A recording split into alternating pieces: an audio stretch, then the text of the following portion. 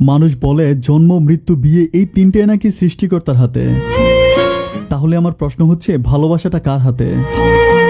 ভালোবাসাটা হচ্ছে বিবেকের হাতে।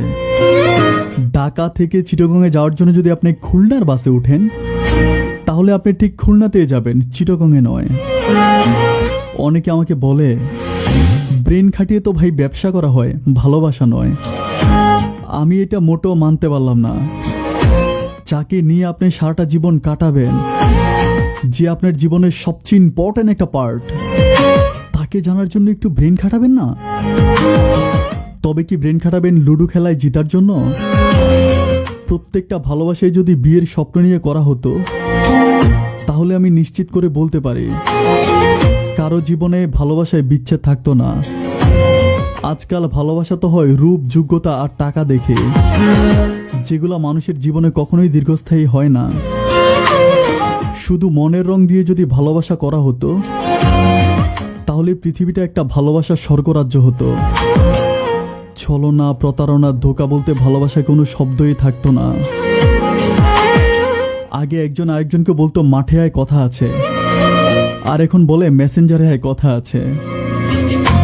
একটা মাঠে হাতে গোনা কয়েকজন বন্ধু থাকে, আর একটা মেসেঞ্জারে থাকে হাজারো ফ্রেন্ড। কোনটা ছেড়ে কোনটা ধরবে এই নিয়ে মানুষ আজ ব্যস্ত। তাই তো আমি বলি, বেড়েছে ভালোবাসার ধর আর কমেছে কদর।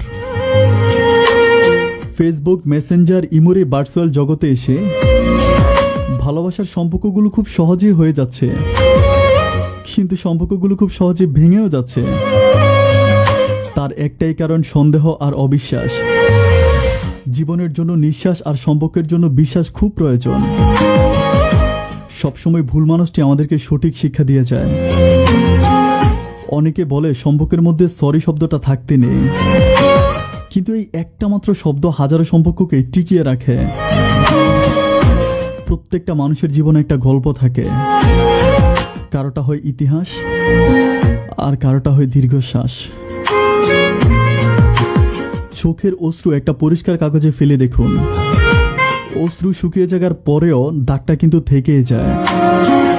তেমনি কিছু কিছু মানুষ জীবনে আসে, আবার হারিয়েও যায়। তাদের স্মৃতিগুলো সারা জীবন অন্তরে দাগ রেখে যায়। ধন্যবাদ সবাইকে।